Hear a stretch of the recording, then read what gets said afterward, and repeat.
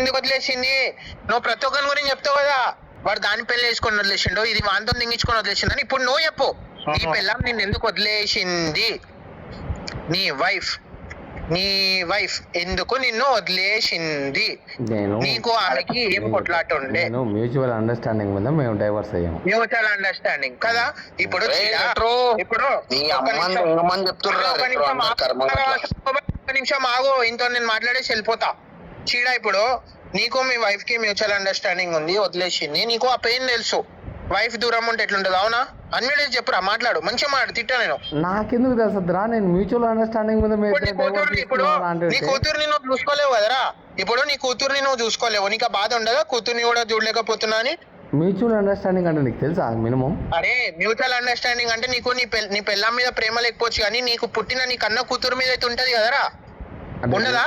ఇప్పుడు నేను చూడకూడదు, అది కూడా ఎట్లా హామీ గేట్ పెట్టారు? అరే నువ్వు చూడకూడదు అని నేను అంటలేరా. నువ్వు కనీసం ఆమెని, ఇప్పుడు ఎవరికన్నా ఒక తండ్రికి ఏముంటదంటే, అరే కనీసం నా పిల్లలతో కూడా బతకలేకపోతున్నాను, బతికినన్ని రోజులు నా పిల్లలకు దూరం ఉంటున్నాను, ఒక బాధ ఉంటది. ఆ బాధ నీకు ఏం లేదా? నాకెందుకు రా, నాకు కావాల్సినప్పుడు నాకు పంపిస్తారు కదా.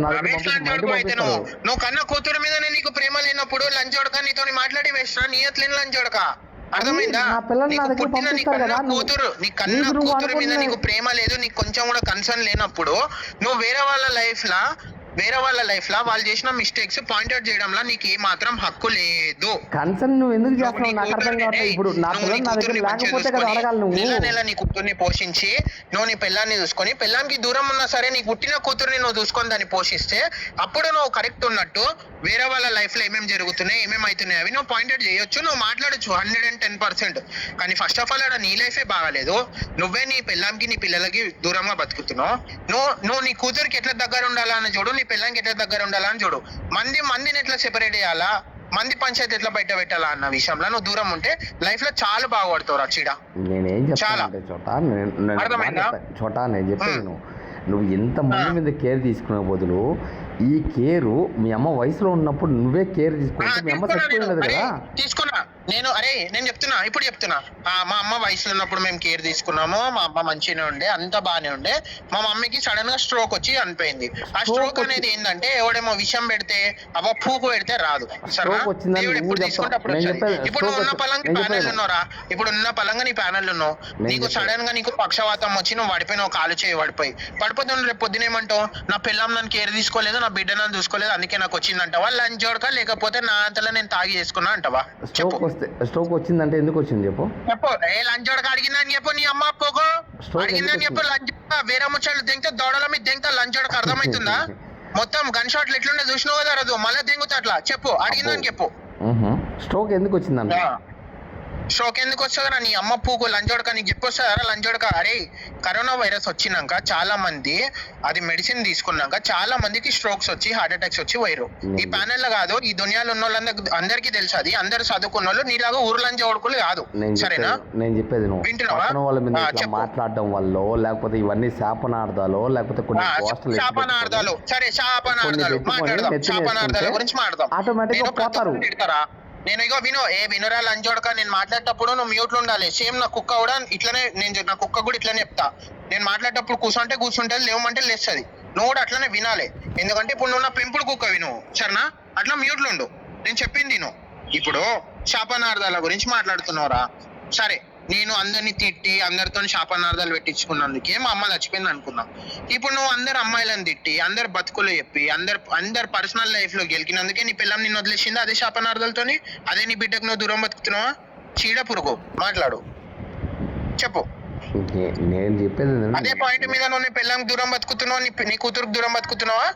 నేను చెప్పేది అదే. లంచోడక నేను ఎవ్వరు లేకుండా నేను ఒక్కరిని అనాథగా బతుకుతుండొచ్చు, కానీ లంచోడక మీకు అందరు ఉండి కూడా నువ్వు అనాథగా బతుకుతున్నావు అంటే నువ్వు ఇంకా ఎంత పాపం చేసినావు గుర్తు చేసుకో, అర్థమైందా? లంచోడక ఒకని బతుకుల గురించి, ఒకని పర్సనల్ లైఫ్ ల గురించి మాట్లాడే ముందు మీ ఇంట్లో 3 పూటలు తిండి ఉంటుందా, మేము మనశాంతిగా ఉన్నామా, నా వల్ల అందరు సంతోషపడుతురా లేదా, నేను ఒకనికి భారమైనా అని చూసుకో. అరే లంచోడకల్లారా, నేను ఒక మాట చెప్తారా చీడ, నీలాంటి లంచోడకలా చెప్తున్నా. సరే ఇప్పుడు నువ్వు వాళ్ళ నీళ్ళని పైసలు అడుగుతావు, నేను నా అనుకున్న వాళ్ళని నేను కూడా అడుగుతా, అంత అవుతుంది సరే. కానీ నేను నా బతుకు మొత్తం నేను ఒకరి మీద ఆధారపడి బతుకుతలేను కదా, చెప్పు. మీలాగా రూమ్ లో రెంట్లు కట్టించుకొని 3 పూటలు తిండి పెట్టుకొచ్చుకొని నైట్ 90కి పైసలు కొట్టించుకొని సిగరెట్లకు పైసలు కొట్టించుకొని చాయ్కి పైసలు కొట్టించుకొని మీలాగైతే బతుకుతలే కదా. నేను జాబ్ చేసుకుంటున్నా, నేను నా పైసలతో నేను బతుకుతున్నా, నాకు అమ్మాయి లేకున్నా నేను మంచిగా బతుకుతున్నా. అరే నా దగ్గర ఎప్పుడైనా తక్కువ పడితే నా దగ్గర పైసలు తిట్టు కాకపోతే నేను నా అనుకున్న వాళ్ళకి నేను అడుక్కుంటున్నా, నేను మళ్ళీ వాళ్ళకి ఇచ్చేస్తున్నా. అర్థమైందా? మీలాగా $2 కొట్టు, 30 పౌండ్లు కొట్టు, అవ్వ పూగు కొట్టు, మా అమ్మ పూగు కొట్టు అని అయితే అడుగుతారు కదా చీడ. మీరు ఎట్లాంటి లంజోడుకులు అంటారా? మీరు మీ బతుకు మీ సిగ్గు మొత్తం వదిలేసిర్రా, మొత్తం మీ బతుకు మీ సిగ్గు మొత్తం వదిలేసిరు. మీరు లంజోడుకల్లారా రే?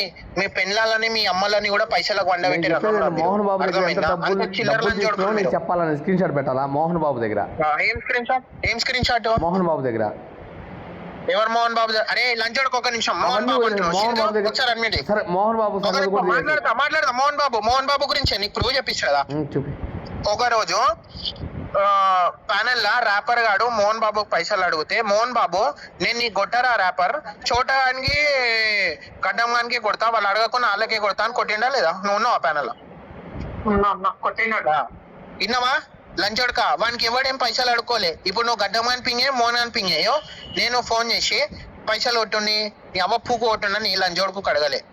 వాడే ర్యాపర్ గాడు అన్న పైసలు కొట్టు పైసలు, ర్యాపర్ గాడు బబ్లు గాడు పైసలు కొట్టు అంటుంటే నీ కొట్టను రా లంచోడుక నువ్వు తిడుతూ, నేను చూడడానికి గడ్డమానికి అయితే కొడతా అని వా అనుకు దాని తీటతోని ఆడు నోరు తెరిచి ఆడు పైసలు కొట్టి 10 మందికి నీలాంటి చెంచా లంచోడుకులు ఉంటారు చూడు, నువ్వు ర్యాపర్ గాడు మీ పిచ్చి లంచోడుకులు, మీలాంటి లంచోడుకులకు చెప్పుకోండు పైసలు కొట్టినా అని. అర్థమైందా?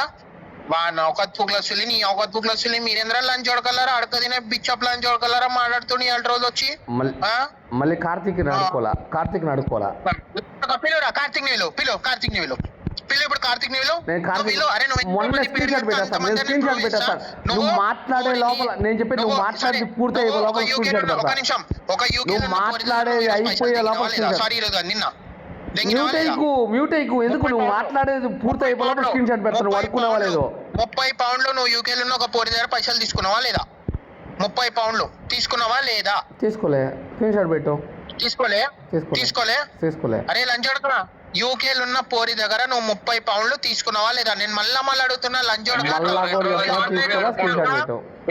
ఈ అమ్మంతంగా ఆ పోరి ఆన్లైన్ లోకి వచ్చినాక నేను చెప్పిస్తారా తీసుకున్నావు అని? నువ్వు తీసుకోలే. నేను మళ్ళీ అడుగుతున్నా. అప్పుడు మళ్ళీ లంచోడుకురా పోరి దగ్గర తీసుకున్నావు తెలిసే క్లబ్ హౌస్ తీసేసి దింగాలరా సరేనా?